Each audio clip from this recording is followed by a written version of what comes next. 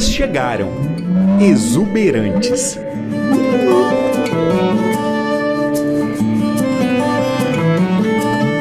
A baleia jubarte é um animal muito peculiar, né? Entre as baleias, acho que primeiramente o nome dela científico é Megaptera novaeangli, né? Então esse Megaptera significa grande asas. As nadadeiras peitorais que elas utilizam para fazer os movimentos, os comportamentos aqui das áreas reprodutivas. Então acho que é o que chama mais atenção inicialmente são as peitorais dessas baleias. São bem carismáticos, na verdade, que também se diferenciam das outras baleias por causa do canto, né? Os machos, eles cantam e tem essas canções, elas são seguidas de diversos estrofes, né? Então, e a cada ano eles vão modificando essas canções. Ocorre trocas também de informações entre populações de outros locais e eles acabam trocando esse conhecimento dessas canções. No Repórter Eco de hoje, você acompanha a chegada das baleias da espécie jubarte ao litoral do Espírito Santo para alimentar os filhotes. E veja também. Cientistas alertam que a perda da diversidade de plantas e animais da Terra tem relação com as mudanças climáticas causadas pela humanidade. E a artista visual Dayara Tucano pinta murais em defesa dos povos indígenas nas laterais de prédios de cidades brasileiras.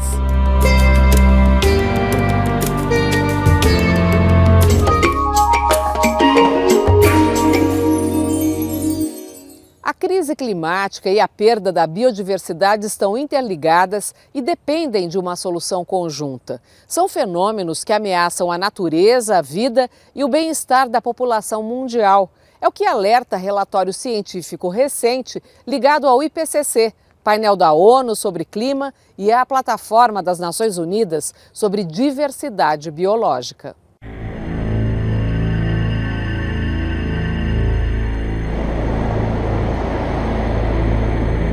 Tempestades cada vez mais violentas, secas mais severas e prolongadas. Os efeitos das mudanças climáticas afetam a biodiversidade, causam a perda de espécies. A ação humana coloca mais lenha nesta fogueira.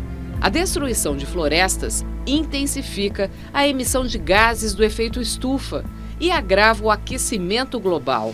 Emergência climática e crise da biodiversidade estão interligadas e precisam ser enfrentadas conjuntamente, com políticas públicas coordenadas.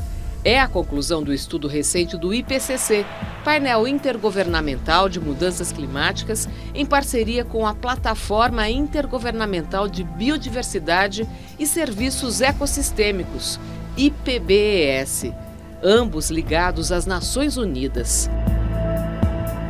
Por que mudanças climáticas e perda de biodiversidade precisam ser enfrentadas de maneira conjunta? As mudanças climáticas estão causando deslocamento de espécies, estão causando isolamento de espécies em determinadas áreas e diminuindo a população geneticamente ativa das espécies.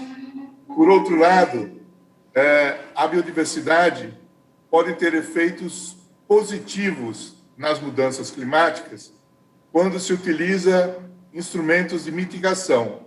Por exemplo, a restauração florestal. Quando se faz a restauração de florestas permanentes, usando espécies nativas, você consegue retirar CO2 da atmosfera, diminuindo, portanto, o acúmulo de gases de efeito estufa na atmosfera. Você tem a ação do homem que provoca perda de biodiversidade com o desmatamento, por exemplo, e que acelera as mudanças climáticas. Como é que funciona esse ciclo? Um dos grandes vetores de perda de biodiversidade é o desmatamento, muitas vezes seguido pela queimada, onde você está destruindo hábitats e você está destruindo espaços que são importantes para a conservação das espécies.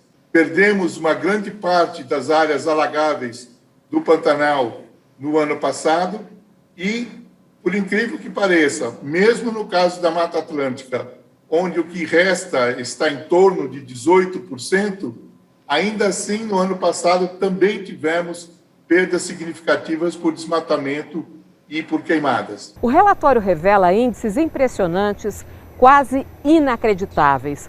O documento, preparado por 50 cientistas de várias partes do mundo, aponta que a ação humana é responsável pela alteração de 77% da área de ambientes terrestres e 87% dos ambientes marinhos. A nossa interferência é tamanha que provoca a perda da biodiversidade e intensifica as mudanças climáticas. Um ciclo vicioso que precisa ser interrompido imediatamente. São números assustadores, mas são esses os números de ambientes terrestres que já foram convertidos em áreas agrícolas ou áreas para pastagem ou para outros tipos de criação, ou mesmo pela urbanização, e também nos oceanos, nas áreas marinhas. A gente tinha uma ideia, um conhecimento bastante grande de que a área costeira marinha tinha sido já profundamente alterada. O que esse estudo vem acrescentar é que ela mostra que a parte oceânica também já está altamente impactada, seja pelo acúmulo de lixo que é carregado, e você tem formação dessas grandes ilhas de plástico distribuídas praticamente por todos os oceanos do mundo, seja pelas contaminações de derramamentos de petróleo, de alta movimentação de navios. Então, também não são mais ambientes que a gente imaginava como pristinos, pouco alterados, e sim ambientes que já estão bastante antropizados.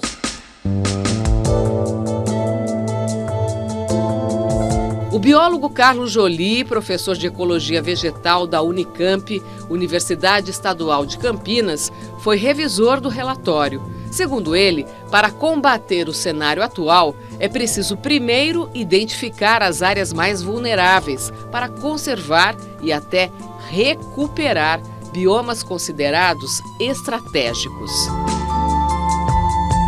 A floresta tropical é uma dessas. Os nossos cerrados, porque tem um sistema subterrâneo de raízes que acumula uma grande quantidade de carbono.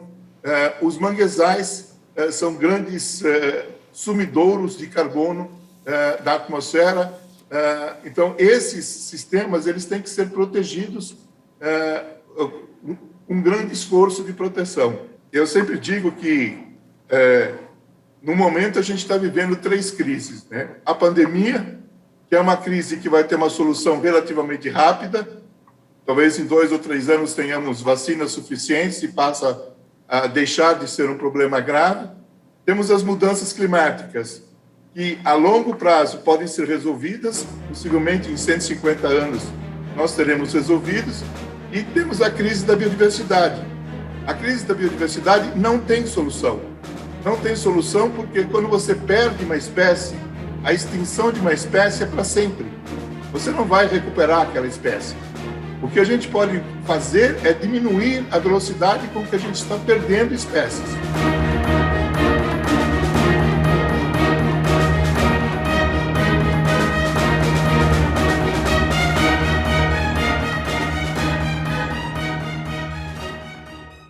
Agora você acompanha as notícias socioambientais que tiveram destaque na semana. Os focos de incêndio na Mata Atlântica, Cerrado e Caatinga até 22 de agosto deste ano já superam o mesmo período de 2020. A informação é do Programa de Queimadas do INPE, Instituto Nacional de Pesquisas Espaciais. No Pantanal, os incêndios consumiram quase a mesma área de 2020, a pior temporada de queimadas da história. Desde o começo do ano, o bioma perdeu 261.800 hectares, o que equivale a 2 cidades do Rio de Janeiro. Os dados são do Departamento de Meteorologia da UFRJ, Universidade Federal do Rio. O vice-presidente Hamilton Mourão anuncia que o governo vai prorrogar por mais 45 dias a presença das Forças Armadas na floresta amazônica. Mourão, que coordena o Conselho Nacional da Amazônia, disse que garantiu os recursos para estender o prazo da operação, que terminaria em 31 de agosto, e assim enfrentar o período mais crítico de queimadas. O tempo seco, o calor e ações criminosas provocaram incêndios em vários pontos do estado de São Paulo. O fogo, provavelmente causado pela queda de um balão, destruiu 80% do Parque do Juqueri, entre Caieiras e Franco da Rocha, o último remanescente de cerrado da região metropolitana de São Paulo. O Brasil perdeu 15,7% de água em 30 anos, o equivalente a 3,1 milhões de hectares de superfície hídrica.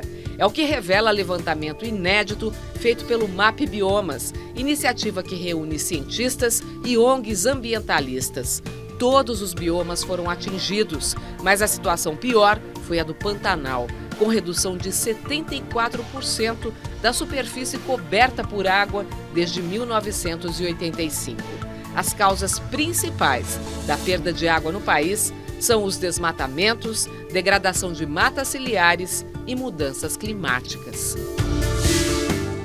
Em encontro histórico, cerca de 6.000 indígenas de 170 etnias participaram do acampamento Luta pela Vida na Esplanada dos Ministérios em Brasília. O objetivo era pedir ao Supremo Tribunal Federal que rejeite o chamado marco temporal para a demarcação de terras indígenas. A tese defendida pela bancada ruralista e pelo governo federal é de que os indígenas só têm direito às terras ocupadas em 5 de outubro de 1988. O foco do processo, que servirá para as demais etnias, é o povo Xocleng, de Santa Catarina, que luta pelo direito originário à terra, onde os indígenas viviam muito tempo antes da criação do Estado brasileiro.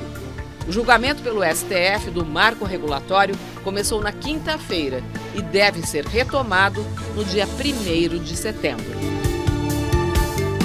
E veja a seguir, aqui no Repórter Eco.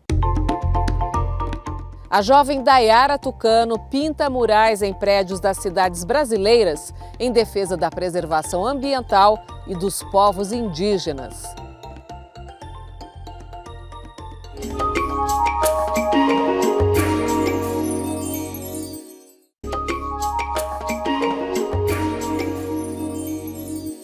A artista visual Dayara Tucano transforma laterais de prédios das cidades como Belo Horizonte e São Paulo em murais em defesa dos povos indígenas. Ela quer mostrar que a arte urbana pode ser um meio de expressão da cultura dos povos da floresta.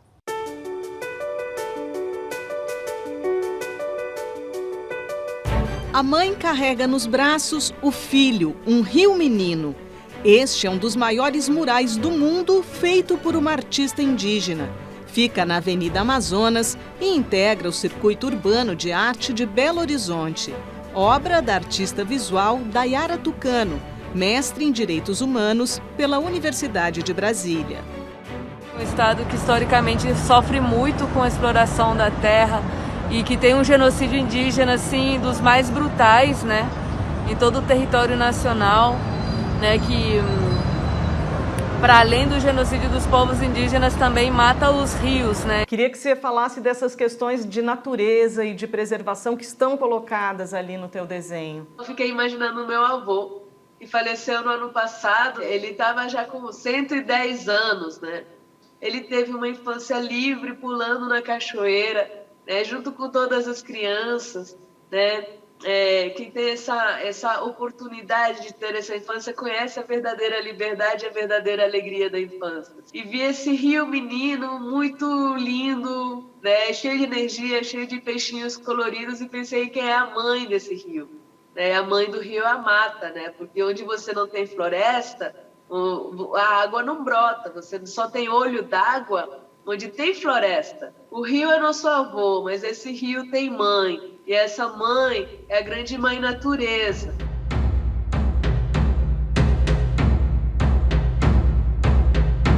E nós sabemos, né, que São Paulo é terra indígena, que São Paulo é terra guarani, né, que o Morro do Jaraguá é guarani, né? E todo esse território é indígena, né? Mas assim, é muito importante a gente compreender que nós, enquanto indígenas, continuamos vivos, que nós estamos em pé e que nós somos muito mais do que uma placa de nome de uma rua, né? De uma praça. Nós somos muito mais do que aquilo que está no livro de história, até porque nós somos memória, história, cultura viva. Existe uma arte indígena especificamente? Existe sim uma arte indígena, né? Nós falamos em arte indígena contemporânea, as expressões artísticas ou visuais, musicais, etc., né, dos povos indígenas sempre foram diminuídas em relação à arte ocidental, né? Então, afirmar que nós somos sim arte, né, que nós não somos arte menor ou artesanato é fundamental, porque nós somos humanos. A nossa relação com a arte é única. Ela é uma maneira de se conectar com vários mundos. Ela é uma maneira de se conectar com a nossa memória, com a nossa história. Ela é uma maneira de reafirmar a nossa identidade e, reafirmando a nossa identidade, também reafirmar a nossa luta, nosso compromisso com esse mundo. Você diria que quando você está pintando, você tem uma conexão espiritual especial naquele momento? Eu não estou separando a espiritualidade de outros momentos da sua vida, mas eu estou querendo colocar ela na tua arte. Para nós, nada disso é separado. Essa ideia de querer separar ciência de arte, de espírito, é uma ideia moderna. Na nossa cultura, tudo isso se relaciona, e especialmente com relação às expressões visuais dentro do meu povo, e acredito que também na maioria dos povos indígenas, é uma coisa que é profundamente espiritual, né? Que é profundamente ligada à compreensão do mundo em outras esferas. Você me disse que vai à aldeia onde estão seus parentes, se eu não me engano é na região de São Gabriel da Cachoeira, no Amazonas, né?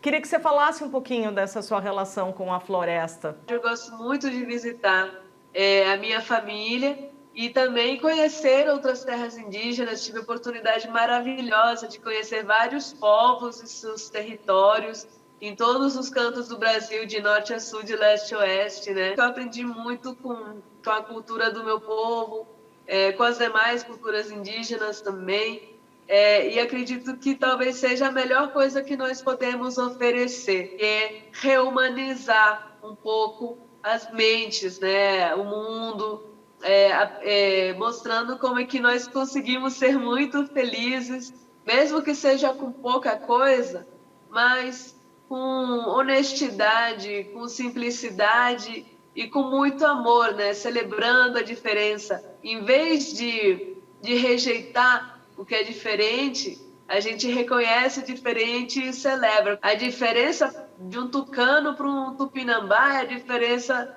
de um francês para um chinês, eu acho, né? Assim, né? São povos que são culturas, são nações diferentes, né? E ainda assim nós nos apreciamos, nos respeitamos, e se for necessário, e é necessário sempre, estamos lutando juntos.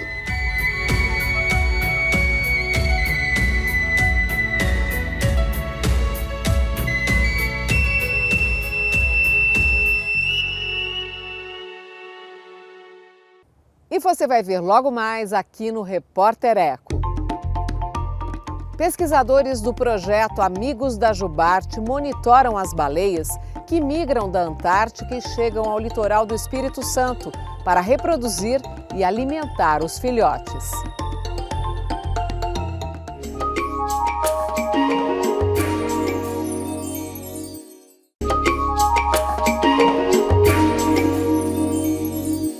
As baleias da espécie jubarte migraram da Antártica até chegar ao litoral do Espírito Santo. Elas buscam refúgio para reproduzir e alimentar os filhotes no Banco dos Abrolhos.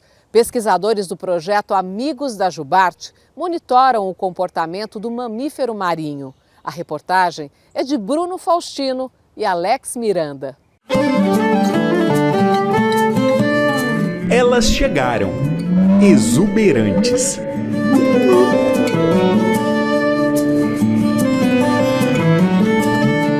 baleia jubarte é um animal muito peculiar, né? Entre as baleias. Acho que primeiramente o nome dela científico é Megaptera novaeangli, né? Então esse Megaptera significa grande asas. As nadadeiras peitorais que elas utilizam para fazer os movimentos, os comportamentos aqui das áreas reprodutivas. Então acho que é o que chama mais atenção inicialmente são as peitorais dessas baleias. São bem carismáticos, na verdade, que também se diferenciam das outras baleias por causa do canto, né? Os machos eles cantam e tem essas canções elas são seguidas de diversos estrofes, né? Então, e a cada ano eles vão modificando essas canções. Ocorre trocas também de informações entre populações de outros locais e eles acabam trocando esse conhecimento dessas canções. O tamanho, né? Uma baleia que pode chegar a 16 metros e 40 toneladas aproximadamente. Um animal que tem um cuidado parental também muito interessante, que a gente vê um cuidado com o filhote muito forte. Está aberta a temporada das baleias jubarte na Costa Capixaba. A baleia jubarte vem para cá para se reproduzir, né? Ela se alimenta nas proximidades das ilhas Geórgia do Sul e Sandwich, próximo da Península da Antártida. E todos os anos, a partir de abril, elas começam uma incrível jornada, uma viagem de 4.000 quilômetros para as águas mais calmas e quentes brasileiras, do litoral brasileiro, principalmente o litoral da Bahia e o litoral do Espírito Santo. O litoral do Espírito Santo é um verdadeiro berçário para as baleias jubarte. Aqui elas encontram tudo o que precisam para os filhotes nos primeiros meses de vida. As baleias jubartes, elas são brasileiras, né? São capixabas, elas nascem aqui. Elas estão situadas nessa região aqui da plataforma do Banco de Abrolhos, né, que nós chamamos, que é uma região que, devido à plataforma, as águas são mais rasas e acaba esquentando mais rápido, né? As águas são mais quentes, então essas baleias, elas procuram essas áreas. O Banco dos Abrolhos, ele começa no norte do Espírito Santo e vai até o sul da Bahia, então toda essa região são procuradas por essas baleias, elas nascem aqui, criam seus filhotes, elas se reproduzem, todo o ciclo reprodutivo é realizado aqui e depois elas realizam a migração para a Antártica, onde tem uma maior quantidade de alimento disponível, que é o crio, que é a principal fonte de alimento desses organismos, e elas se alimentam nessas regiões antárticas e retornam para o Brasil todo ano, aqui para o Espírito Santo, para poder completar o seu ciclo reprodutivo. Mais que contemplação, a presença das baleias jubarte na Costa Capixaba é objeto de pesquisa desta turma aí, os amigos da jubarte. Do mar, a gente extrai e leva para a terra as informações, os dados, né, sobre os cetáceos, baleias e golfinhos, de uma forma geral. Com essas informações, através das metodologias de drone monitoramento, do MAP, né, que é o monitoramento acústico passivo, da observação tradicional desses cetáceos, a gente consegue ter uma ideia da abundância, da distribuição, da riqueza desses cetáceos aqui na plataforma da Grande Vitória. E também a saúde desses animais. Se esses animais estão bem, quais são os impactos que podem estar prejudicando esses animais aqui, né, impactos antrópicos, né, produzidos pelas atividades humanas, seja a atividade pesqueira, seja a logística portuária, pesca e lazer, prospecção de petróleo e água profunda, poluição residual ou acústica. Nossa equipe acompanhou uma saída dos pesquisadores. E logo avistamos as primeiras baleias, a menos de 2 horas de barco da capital Vitória. O olhar treinado da equipe consegue avistar as baleias de longe. O primeiro sinal qual é? O primeiro é o borrifo, né? Que é quando a baleia respira. Muita gente acha que é um esguicho de água, né? Mas na verdade é o ar quente que sai do pulmão e ao entrar em contato com a atmosfera mais fria, ele condensa, né? E vira esse vapor que a gente vê. E os splashes, que são quando as baleias saltam, né? E nós conseguimos ver muita água sendo espalhada, né? Devido ao salto.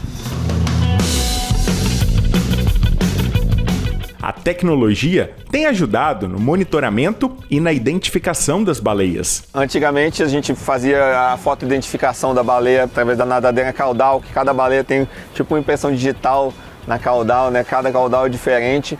Com o advento do drone, com a tecnologia de drone aparecendo, o pessoal da pesquisa começa a conseguir ver o comportamento da baleia melhor, sem ter essa visão limitada que a gente tem do barco. A gente consegue ver de cima, sem o reflexo do sol na água. Então consegue ver o que a baleia está fazendo, consegue ver se a baleia está bem de saúde, consegue ver quantos indivíduos estão. As imagens e os dados captados pela equipe em alto mar também têm outra utilidade.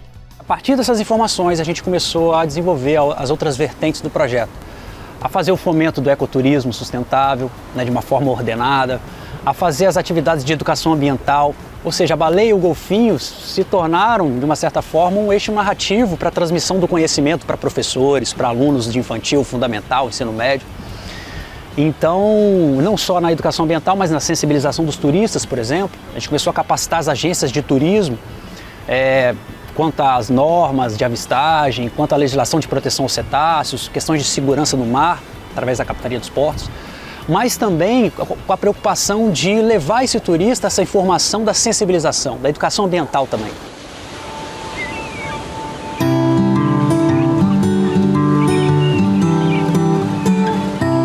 Por conta da pandemia, medidas sanitárias impostas pelas autoridades de saúde do país se tornaram obrigatórias, como o número limitado de pessoas nas embarcações, o uso de álcool em gel e máscaras de proteção. A temporada de observação de baleias no litoral do Espírito Santo está apenas começando. Até o final de outubro, o espetáculo está garantido, com toda a segurança.